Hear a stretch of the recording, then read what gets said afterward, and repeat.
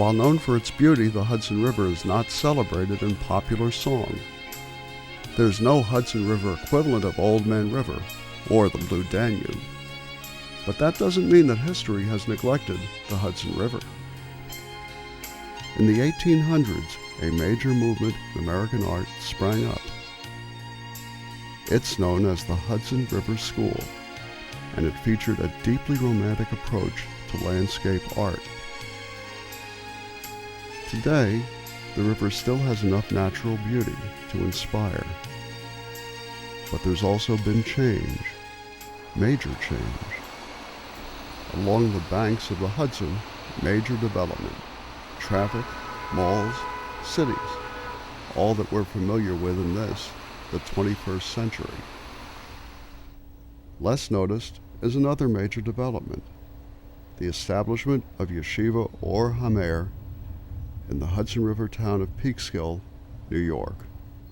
Established in lower Westchester County in the early 60s, Yeshiva Ohr Hameir moved to a 40-acre campus of what was once the Peekskill Dude Ranch. David Wald, who lives nearby, recounts those first days. And I received a call from the founder of the yeshiva, Rabbi Yisrael Kanarek, who asked me to come and meet with him and take a look at the campus. And he said, a purpose of a yeshiva is to create human beings. And of course I looked around and I saw Bachrim and I saw families and I saw Rebbeim, and I said, well, we're already created. And I didn't understand what he meant by that. It was only after a period of time when I really got to know the Rebbeim, all of the Kanareks, the Brog family, and the Bachrim, and to see what was being achieved here, the devotion and the dedication to the transmission of Jewish values and the hard work that went here, that I began to get an appreciation of what Rabbi Kanarek meant. Everything that takes place at Ohr Hameir is aimed at educating the students at all levels, from the spiritual to the practical. Here we see a high school class getting ready for an English Regents. There's 4 essays on the Regent. It is the biggest part of it. Do well on the essays, no matter how you do. Ohr Hameir's high school program complies with New York State requirements in English, math, and across a whole range of subjects. However, Torah study is central to everything that happens here. This class is taught by Rabbi Beryl Kanarek. The learning process is mutual. You see, in the Torah world, no teacher is ever too exalted to learn. Shimon dies. But Reuven dies, so Shimon is Miyab and makes us through, right? The discussions are spirited. Everything is open to question, all for the sake of the Torah. But now it's actually won't be a chiv karas ve'shasach. It took on the chiv karas ve'shasach. Rabbi Beryl readily says he also learns from his students. Later, the boys will be at a celebration for Reb Beryl's son, Yerucham, who just got married. Of course, it takes a lot of fuel to keep all of this enthusiasm going.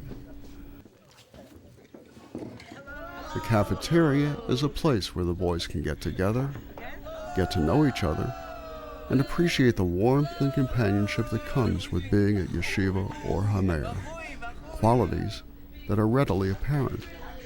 I came down here with my father for a Shabbos to check it out. What impressed me most was the hospitality of the boys, the warmth, the way they took us in. Got a room, by the meals, everything, the way they're Rebbeim. I met with the parashal and the yeshiva, everyone was nice to us, and the warmth that they showed us made a lasting impression on me. Ohr Hameir attracts students from around the world. I came to America 2.5 years ago to look for yeshiva, which I could study. I shopped around America looking at all different yeshivas, and I was told about this yeshiva as being unique in its own way. It's out of town. It's away from potential things that can disturb young people in town. But yet it still has a unique family atmosphere.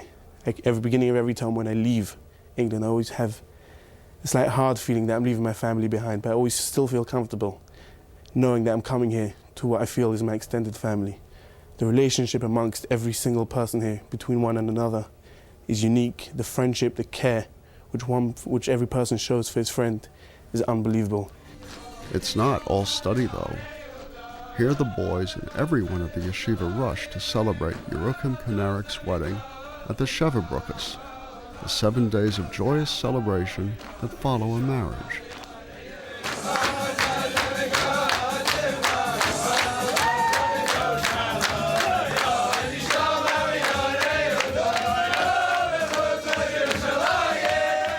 As Rabbi Mendel Kanarik likes to say, the boys have to let off steam, but this is kosher steam.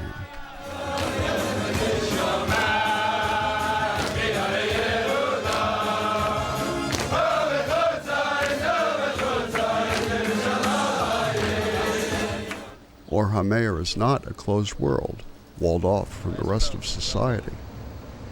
Here, some boys arrive at the Mount Kisco Hebrew Congregation Synagogue in northern Westchester, where they discuss the weekly Parsha and the relevance of Torah to modern-day issues. This approach is one of the key principles of Ohr Hameir. Rabbi Mendel Kanarik explains. My father always told me, he says, it's nice boys learning, it's very nice, but we have a responsibility for community at large. He says, there's a lot of people in this area, there's a lot of Jews here. He says, he said the people in the community would benefit from these yeshivas such as this. So we did that. I organized, the first class was in Croton, we went for a few years, and then there was, we started a class in New Rochelle and other places, and in Mount Kisco, and then we also encouraged people to come. People came here, they learned with we call it chavrusa, someone they can study with. And, we also learned at their level, and we always encourage anybody who ever wants to either start a class in their home or come here. She was always willing and able to help out. At the center of all this activity at Ohr Hameir stands the Beis Medrash, the house of study. A new and beautifully designed Beis Medrash provides a welcoming place for the boys to study. It's accompanied by a new library that was just installed. One question often comes up. What do the young men do after they leave the yeshiva? And my immediate plans are to go to Israel for a year or two to study, to advanced studies, with more than the yeshiva. And after that, I will, there's many options open to me. I could take whatever I want, and whichever direction I choose in life. The lessons and the things that I have taken from yeshiva will always stay with me throughout my life, and will help to guide me through whatever career, whatever path I should choose in life. Rabbi Elia Kanarik is the Rosh Yeshiva. A very learned and deeply spiritual man, he explains what yeshiva learning is all about. Many have said that the yeshiva is a thing of the past. I agree with that assessment. The last 15 or 20 years have been known by all as the me generation. We have not yet, and hope never to, reach that generation. The yeshiva teaches a way of life of good character, love, and concern for others. The me is non-existent in the Torah way of life. I will cite a good example. There is a boy in yeshiva who in the last year suffered a major hair loss due to a viral infection. Of course, a potentially very embarrassing situation. Not one of the 200 boys in yeshiva ever mentioned one word to him about his condition. And therefore the boy felt very comfortable being amongst his friends when he could have been in a very uncomfortable position. Yes, the yeshiva might be living in the past, but no one like the yeshiva is going to give its students a brighter future.